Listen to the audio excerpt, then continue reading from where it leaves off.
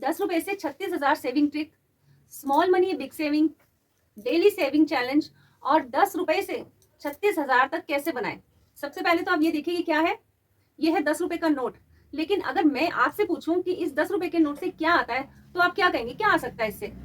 एक cold drink आ सकती है, चिप्स, कुरकुरे, चॉकलेट्स, टॉफी आ सकती है, और क्या आएगा? चाय से क्या आ सकता है इससे? कुछ भी नहीं। लेकिन अगर मैं अब आपसे ये कहूं कि ये 10 रुपए का नोट नहीं, इसे आप 36,000 रुपए समझिए, तो क्या आप मानेंगे? लेकिन आज हम इस वीडियो में बात करेंगे कि इस 10 रुपए के नोट से हम 36,000 रुपए, वो भी बहुत ही कम समय में, कैसे बनाएं।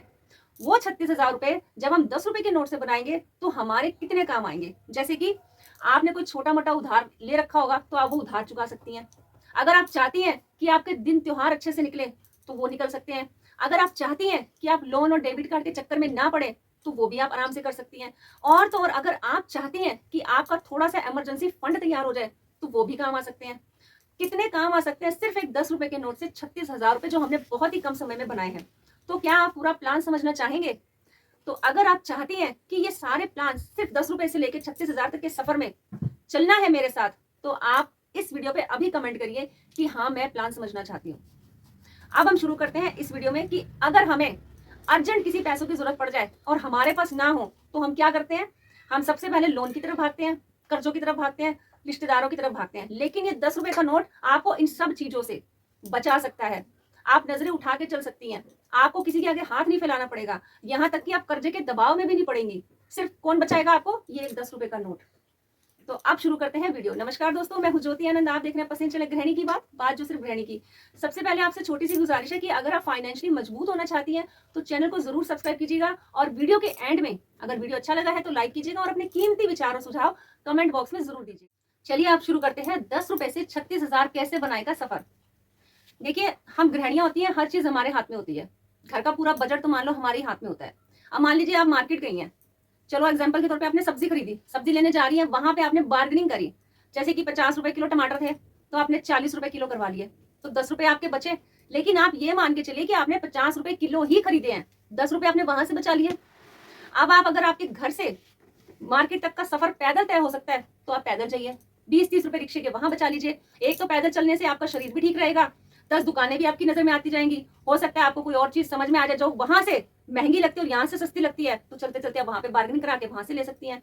और अगर मान लीजिए, कई बार पता क्या होता है, हम बच्चों को जब स्कूल छोड़ने जाते हैं तो हम कहते हैं चल पैदल क्या जाना, रिक्शे पे ही चले जाते हैं। लेकिन अगर आप सच में सेविंग करना चाहती हैं तो आप ये रूल अपनाइए कि अगर आपके घर से आपके बच्चे के स्कूल की दूरी सिर्फ पैदल डिस्टेंस पे है तो आप पैदल जाइए, आते समय बच्चों को बेशक रिक्शे पे ले आइए। एक बार के तो पैसे बचे, यहाँ पे आपने 20-30 रुपए सेव कर लिए। अब शाम को आप ट्यूशन छोड़ने जा रही हैं, बच्चे को जब लेके जा रही है तो हमारा खुद का मन कई बार करता है कि चल यार, गरम गरम वो समोसे तल रहा है, कचौड़ियां तल रहा है, ले जाते हैं, मोमोज ले जाते हैं, बच्चे खा लेंगे, खुश हो जाएंगे। मैं ये नहीं कह रही कि मत खाओ, खाना बंद कर दो, मैं ये नहीं कह रही। लेकिन अगर आप हर दूसरे तीसरे दिन ये सामान उठा के लेकर आओगे कि समोसे गरम गरम तल रहा था, मन नहीं माना, हम ले आए या मोमोज ले आए, बच्चे खुश हो जाएंगे, तो इससे आपका बजट ही बिगड़ रहा है। जितना आपका बजट था आप उससे ज्यादा हिसाब से चल रहे हो। तो अगर आपको ऐसा बजट बचाना है तो आप सबसे पहले इन चीजों पे कंट्रोल कीजिए। अब मान लीजिए आपने 40 रुपए के समोसे नहीं लिए, मैं ये नहीं कह रही लिए, यहाँ पे आपने 40 रुपए बचा लिए। इस तरह आपने कर करके 100 रुपए अगर आपने एक दिन के बचा लिए तो आपके महीने के कितने हुए? 3,000 रुपए। 3,000 रुपए आपने एक महीने में सेव कर लिए। अब मान लीजिए आप राशन लेने गई हैं, राशन आपने खरीदा, तो ऐसी जगह से दुकान से लीजिए जहां से आपको लगे कि राशन मुझे वहां से ज्यादा यहाँ पे भले ही छोटे अमाउंट में बचत हो रही है लेकिन यहाँ सस्ता मिलता है, तो वहां से लीजिए।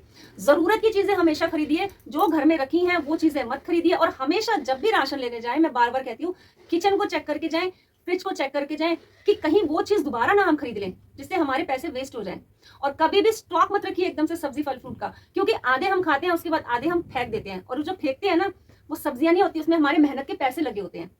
अगर आपको लेनी है ताजी लाओ, ताजी खाओ, काम ही खत्म। लेकिन पैसे बर्बाद मत करो। अब सब्जी आपने खरीदने जाना है तो ऐसे टाइम पे जाओ जब रात को क्लोजिंग का टाइम होता है। कई बार ऐसा होता है ना, हमारे घर के आसपास ही मार्केट बाजार लग रहा होता है, तो हम कहते हैं चलो यहाँ से सब्जी लेते हैं, तो हम 2-4 दिन की इकट्ठी ले आते हैं, लाओ।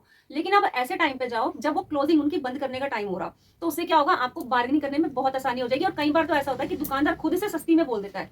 जैसे मान लीजिए आपने आलू लिए हैं, तो कई बार आलू होते हैं 20 रुपए 30 रुपए किलो, तो जब क्लोजिंग का टाइम होता है तो वो कहते हैं 50 के 4 किलो ले लो।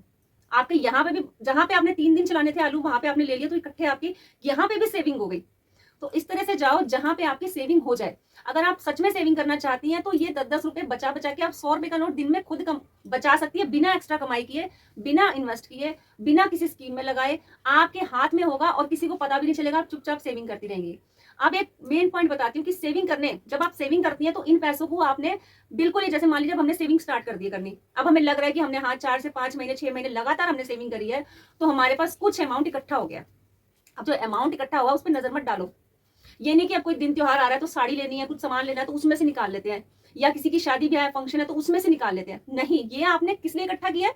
इमरजेंसी के लिए, कि जब कभी हमें बहुत ज्यादा जरूरत पड़ेगी हम इसे तब निकालेंगे। जिन चीजों से आपका काम चल जाता है उन चीजों से काम चलाओ, बेफजूल की खर्ची मत करो। कई बार, अब मैं आपको एक सच्ची बात बताती हूँ, कई बार क्या होता है, हम गली मोहल्ले में देखा देखी भी शॉपिंग करना शुरू कर देते हैं।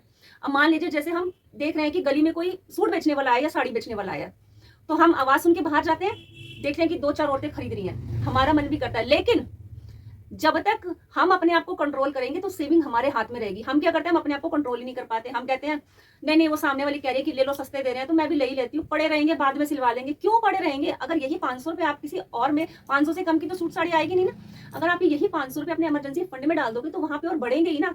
और जब आपको जरूरत लगेगी इन चीजों की तो आपके हाथ में पैसे हैं, आप 2 मिनट में, 2 घंटे में वो चीज लेके आ सकती हैं। तो इसलिए बेफजूल की शॉपिंग मत कीजिए, देखा देखी शॉपिंग मत कीजिए, किसी से कंपैरिजन मत कीजिए, तुलना मत कीजिए, क्योंकि आप अपनी बचत को तोड़ देती हैं इन सब चक्करों में। और सोचिए जरा, जब आप ये पैसे इकट्ठे कर लेंगे, इमरजेंसी फंड जब आपने बना लिए, साल में रोज के, मैंने बताया था ना 100 रुपए इकट्ठे किए, महीने के 3000, तो साल के कितने हुए? 36,000 रुपए आपने इकट्ठे कर लिए। और जब आपको कभी इमरजेंसी पड़ी तो आपने अपने खुद से जुड़े हुए पैसे निकाले और अपने परिवार में लगा दिए। सोचो कितनी खुशी की बात होगी ना, कि आप उन पैसों से छोटे मोटे कर्जे उतार सकती हैं, नजरें उठा के चल सकती हैं, आपको जरूरत ही नहीं पड़ेगी किसी के आगे हाथ फैलाने की। अब एक कड़वी सच्चाई और बताती हूँ, फर्ज करो मान लीजिए आपके घर में किसी को अचानक से कोई हारी बीमारी हो गई है और आपके पास इमरजेंसी फंड नहीं है, तो आप उधार मांगोगे। जब आप उधार मांगोगे तो सामने वाला 10 बातें आपको सुनाएगा, शर्तें रखेगा, नियम रखेगा, उसके बाद वो आपको पैसे देगा, और जो हर महीने की तलवार है वो आपके सर पर लटकी रहेगी। लेकिन अगर आपके पास खुद से छोटा सा अमाउंट होगा, भले ही मान लीजिए 25, 30, 35,000 रुपए आपने जो खुद से जोड़े हैं, तो आपको कल को हारी बीमारी आपके परिवार में आपको आती है, किसी को भी आती है, तो आप इन चीजों से बच सकती हैं। बिना किसी से उधार मांगे, बिना नजरें झुकाए आप अपना वो समय पार कर सकती हैं। तो अब आप बताइए, आप सेविंग करना चाहेंगी या फिर यूं ही हमेशा रहेंगी गरीबी में? अपनी गरीबी नहीं काटनी आपने। अगर आप गरीबी काटनी चाहती हैं, गरीबी काटना चाहती हैं, सेविंग करना चाहती हैं, तो आज ही शुरू कर दीजिए 10 रुपए सेविंग प्लान से, कि 10 रुपए से 36,000 मुझे बनाने हैं तो बनाने ही हैं। अब आपको समझ आया कि 10 रुपए की ताकत कितनी है। अब अगली बार से आप ध्यान रखना कि जब भी आप 10 रुपए भी खर्च कर रहे हो तो एक बार ध्यान से सोच लेना, क्या मुझे सच में जो चीज मैं ये लेने जा रही हूँ मुझे उसकी जरूरत है भी या नहीं भी। अगर आपको जरूरत है तब तो हमें लेनी ही लेनी है, लेकिन अगर आप अपने शौक के लिए खर्च कर रहे हो तो वो शौक की भी आपको जरूरत है या फिर ऐसे पैसे गंवाने हैं।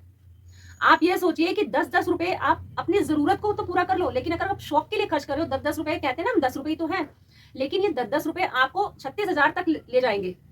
आप अपना सफर इसी से शुरुआत करोगे।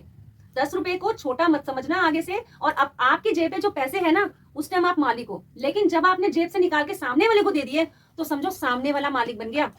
भले ही आपके पास 10 रुपए हैं लेकिन उस टाइम आप मालिक हो। इसलिए 10 रुपए की ताकत को कम मत समझना। 10 रुपए से शुरुआत करोगे तो एक दिन बड़ी सेविंग तक जरूर पहुंचोगे। अब आपको कुछ समझ आया है वीडियो देख के तो मुझे जरूर कमेंट बॉक्स में बताइएगा, और आप अभी से सेविंग करना चाहती हैं और आगे किस बारे में आप वीडियो चाहती हैं ये भी मुझे कमेंट बॉक्स में जरूर बताइएगा, क्योंकि यहाँ पे बात होती है मिडिल क्लास की सच्ची सेविंग की। अगर आप और भी अपने कीमती सुझाव विचार देना चाहती हैं तो मैं आपका इंतजार कर रही हूँ। मैं सभी कमेंट्स का जवाब देने की पूरी कोशिश करूंगी। वीडियो अच्छा लगा है तो लाइक कीजिएगा, गृहिणी की बात चैनल को सब्सक्राइब करना बिल्कुल भी नहीं भूलिएगा। तो मिलते हैं फिर से अगले वीडियो में, तब तक के लिए नमस्कार बहन।